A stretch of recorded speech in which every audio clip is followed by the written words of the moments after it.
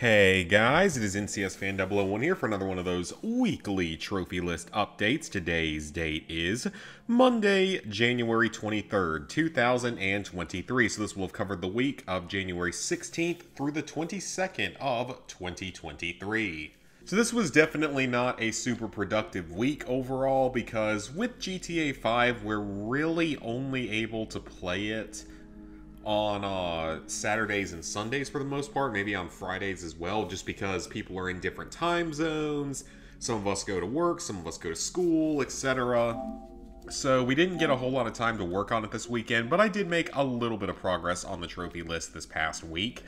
So on Monday, I believe it was, I obtained a double platinum trophy in an East Asia Soft game. Today's game for this particular video is 112th Seed. It is, like I said, it's East Asia Soft. It's sort of a puzzle game. It's got some very light not even really platforming. It's really mostly just a 2D puzzle game.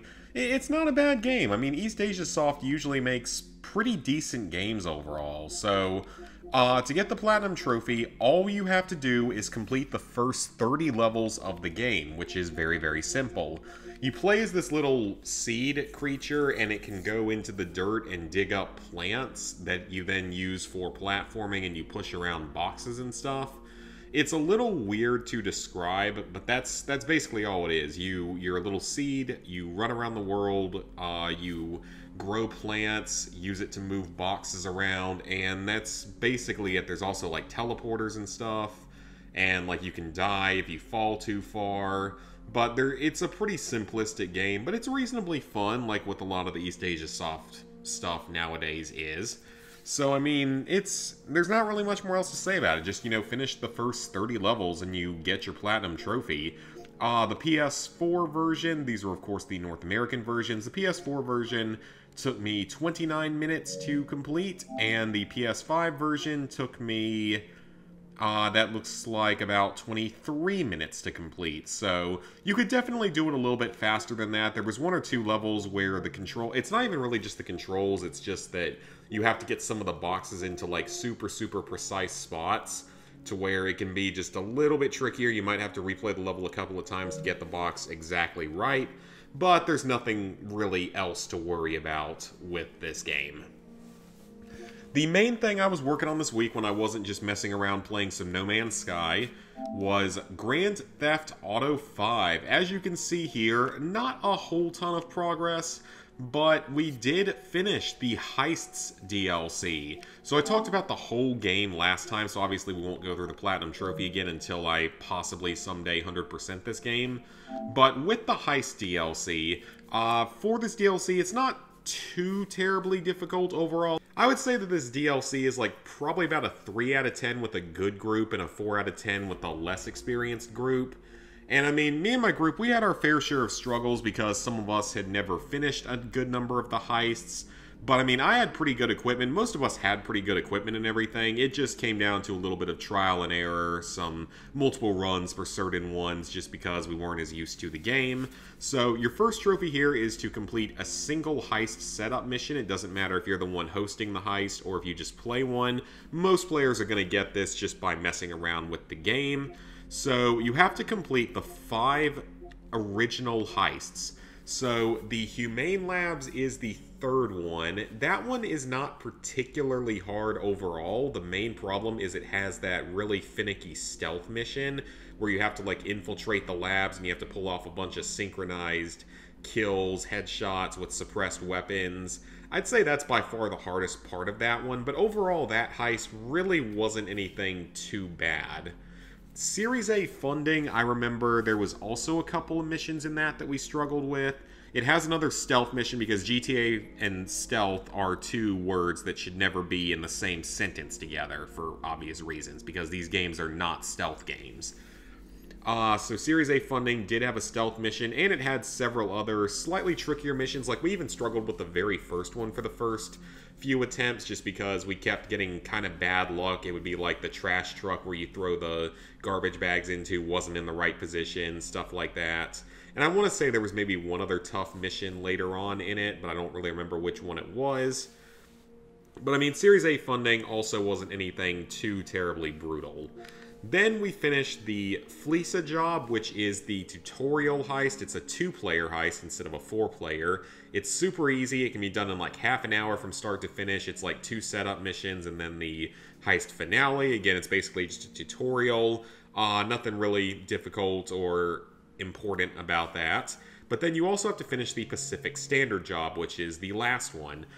This one is a little bit tricky. Like, we had some trouble with a couple of the setup missions. For one of them, you have to hijack a boat, and then you have to, like, take it all the way up that central river into that central lake in the desert part of the country, county, state, whatever it is. And then you have to escape from the cops. That one, I think that one was just bugged on us because for some reason it just wasn't working. It was like impossible to make the cops go away even though there were no cops around. It might have just been bugged on us or something. Then I think there was another tough one after that. Then we struggled quite a few times with the one where you have to steal the motorcycles at the end of that, the bikes, just because you get shot at like crazy and you have like no protection on them and you fly off too easily. And then we actually struggled quite a bit with the heist finale. Not the like difficult, or not the part that you would have thought would be difficult, the combat in the bank and everything, but we struggled quite a bit actually with just getting to the extraction point, because one person or another would just constantly have really bad luck during the bike ride and would either, you know, a cop car would turn in on them and hit them and send them flying, or they just sort of lose control of it, hit something, go flying and die, or they just get shot at a bunch of times. One time we got the brilliant idea to try and go to the airport and take a plane, because it doesn't matter what vehicle you're in that heist finale, you just have to reach the area and then parachute over the cliff and then down to the boat and escape. But one time we actually got slightly desperate and slightly curious and tried to steal a plane from the airport, but apparently all the planes disappeared during that mission, so I guess that Rockstar actually thought of that being a thing. Yeah, so that was honestly kind of funny though, but we eventually got through it. We didn't clear that much money from it, but we did eventually complete it, thankfully. And then finally there's the Prison Break heist, which is the easiest of the 4-player heists. It's only like 4 setup missions. They're mostly pretty easy, and the finale's not too bad if you know what you're doing. I was pretty good in the pilot role during the finale, except for one time where I had put the plane down, everyone got in, and suddenly a cop car spawns like within 100 feet of the plane, so there was no way to dodge it. Crashed into it, died, had to redo that whole part of the heist. So that was kind of annoying. For this one, you have to set up a single heist, which is very easy. It does cost some money, because the 4-player heists each cost, I think, $25,000 to set up, whereas the 2-player heist I don't think costs quite as much. And then you have to be the host in a 4-player heist, so any of the 4-player ones, anything that isn't the Fleeca job. And in the heist finale, you have to set the final cut as 25% across all players. That's going to be much easier to do with a dedicated group to play with, just because then you know that nobody will leave if they think they're getting shorted on the money. But I did that a while back, probably when I was doing the Prison Break heist for the first time back in 2018. Then you have to spend a total of $8 million purchasing vehicles from the heist update. This is actually a lot easier than it sounds, because you can purchase the same vehicle over and over again and then sell it back. I want to say it's the Kuruma that you do it with. You buy the Kuruma for $500,000 or whatever it costs, then you immediately go and sell it and get like 300-ish back for it. So you only really need like 60% of that, which is like 5 to 6 million instead of the full 8 million, which is really, really nice. So that is kind of a way to speed that process up a little bit, but it is still quite a bit of money, quite a bit of online currency. It's almost like Rockstar is telling you to spend your real world money to purchase this trophy like certain sports games out there do. And this is not the trophy I would want to spend real life money on unlocking. I will tell you guys what that one would be in just a moment. Heist finale without any damage. Depending on the role you have, you can easily get this as the pilot during the Prison Break heist. You can get it as the driver during the Fleeca job if you have the right vehicle for it. There's several places where you can do it. And then finally, you have to earn 25 platinum medals across all the heist missions. if you're playing with the same group throughout, you'll at least make some progress on this, because you get platinum medals from every heist in the game, including the Doomsday heist as far as, well, let me rephrase that. I don't know if that's true or not, but I assume that you also can get platinum medals during the Doomsday heist, and I assume that you can get platinum medals in like Cayo Perico or the Diamond Casino heist. I assume you can. I could be wrong, but I would at least assume that you can. But the easiest way to grind this one out is just to replay the Fleeca job over and over again, because I want to say there's certain roles that you can take on during like 2 of the missions that guarantee you a platinum medal, which allows you to knock this out much faster. So overall, like, not a terribly difficult DLC. Like I said, if you have a good group, it's like a 3 out of 10, maybe a 4 out of 10 if your group isn't as good, and it's probably about a 20-25 hour experience to get through everything, because there are quite a few missions you have to complete. And then the Rockstar editor, of course, has been done since 2016. I knocked the whole thing out in just a couple of days. It wasn't really anything particularly hard at all. There was one online trophy for this one. I think it was this one where you have to enter director mode using any of your GTA Online characters. But, I mean, I knocked that whole DLC out in about 2 days, so it's nothing really much to worry about at all. And then, of course, there is the Doomsday heist. So I did get this trophy in the previous update for killing a player with the orbital cannon. You definitely want to boost this one so you don't end up wasting the insane amount of money it takes to launch the orbital cannon. The remainder of the trophies in this first area are for setting up the heist and then completing it. So that's going to be our next goal, is to, I mean, I'll probably be the one that sets it up for the first group because I have the most money out of everyone, I believe. But I'll set it up, and then we will complete it, and that'll knock out all of these trophies. So this DLC then will be almost done in terms of actual trophies. The entire game will be done almost in terms of trophies. But of course, there are the infamous Elite challenges and the Criminal Mastermind challenges. Basically, for the Elite challenges, as best I can tell, it's like you have to finish the finale of the heist. This only applies to the finales. In a certain amount of time, with nobody dying. You can't use the quick restart feature, and there's usually another objective that has to do with like kills or headshots, or maybe someone not taking that much damage, that kind of stuff. I do think we would be capable of doing this if there's a way. I don't know if there's a way to like quick fix it, but I think that what you can do is not do the quick restart and like go back to the planning board or whatever and just restart the finale only. And if that's the case, then yeah, we can probably knock out the Elite challenges at some point for this. It's just, of course, the Criminal Mastermind challenges that I honestly don't know about. And I still really think it would make sense for Rockstar to have allowed us to spend our in-game currency to unlock these instead of that $8 million trophy. Because at least in this case, it would be a lot less obvious that they're trying to make you buy shark cards to obtain your trophies. Maybe that'll be a thing someday. Probably never will be, but honestly, you never know with Rockstar these days. They make some very weird choices sometimes. So that's actually it for trophies I earned this week. Like I said, it wasn't a super productive week, so let's go ahead and sync up.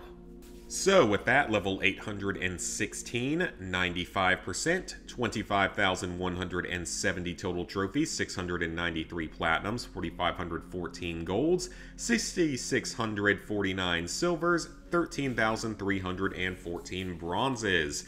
Plans for the upcoming week. Like I said before, we can really only play GTA 5 on like Friday, Saturday, Sunday. So I don't know what the stream schedule will look like the next couple weeks as we try to work on this. We'll have to see if we even can play on Friday night versus if we just want to play on Saturdays and Sundays instead.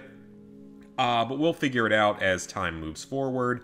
But that's going to be a huge chunk of my time during weekends moving forward, which means I need to find something else to occupy myself during the week. I've been enjoying the No Man's Sky casual playing. It's a lot of fun, but I'm not earning any trophies from it, so I kind of want to move on and find something else out there. So currently still for January, it's to work on GTA 5. And then I'm probably finally going to start on the Division 2 this week, so you guys will eventually be able to stop marking it on your bingo cards and or drinking games. Then in February, Outer Worlds and Dead Island Riptide. That one I might still end up doing with Ghost and Killer, but they're not going to be doing Division 2. They've got a bunch of other online games that they have to finish doing that are much longer, much more time-consuming, much more difficult. Dead Island Riptide, of course, we can knock out the online trophies in a weekend with no problem. And then March, moving forward, COD Classic, Shadow of the Colossus, other random games, as I've always mentioned. Still, of course, we have the Horizon DLC for the PS5 version that comes out in April, so that's only about 3 months away. LEGO Star Wars The Skywalker Saga, I still wonder if we will ever get DLC for it with trophies. I don't think we will, but I will kind of slightly hold on to the hopes of it. And Minecraft, it's now been about 7 months since we got a DLC, so I don't know what they're doing with that. I assume we will get another DLC for it someday, but I honestly don't know at this point. So, yeah, for this week, it's basically just going to be GTA 5 and finally getting started on Division 2. It does look like, knock on wood here, that Division 2 is done doing DLCs with trophies, purely because aren't they working on like a spin-off game or something that is in the Division universe? So it would make sense to kind of not care as much about that. So, yeah, the plans for this week are just, finish as much of the Doomsday Heist as possible this coming weekend. I know it's a long one. I think it's like 29 missions or something to get through all 3 acts. And then get started on Division 2. Maybe grab an easy platinum trophy in there somewhere. For streaming in the future, I'm not going to be streaming any more Fallout 3 until the finale of that run. Just because we're at a point where the game becomes so unstable that it's just not worth trying to stream. I'm just going to do the next few parts as videos. And then the eventual finale will be as a live stream. But the finale will not include the end of Broken Steel. I'm going to be doing that one as videos just because I already know that the game is going to be horribly broken at that point. So at some point we will finish off that series as a stream, but the next few parts will be videos. When I live stream this upcoming week, I don't know yet what I'm gonna play. I kind of want to play, where is it? Terminator Resistance Enhanced Edition, because I feel like that would be a lot of fun to play, or maybe I can find something else to play as well. But we'll figure it out as time moves forward, because once again, we have, GTA 5 is sort of my main priority right now. Also released the first trophy list analysis of the year. There's going to be quite a few more of those moving forward. Of course, SpongeBob Cosmic Shake comes out in like a week, so that is going to be a day 1 purchase for me, and probably like a day 1 or day 2 streaming series for me. Definitely looking forward to that. I think it's going to be a lot of fun. Yeah, so that's what we can look forward to for the rest of January and moving forward. So that is going to be it for this video. Please like, favorite, share, comment, subscribe, and ring the bell if you haven't already. Video schedule should be fairly normal this week. There's one more Aruba vlog to upload, but I've got some trophy videos that are done and ready. And of course, if I can stream, I will, but we will have to see about GTA 5 or if I want to stream some during the week. So, yep, that's going to be it. Hope you guys enjoyed, and see you guys back here for the next video.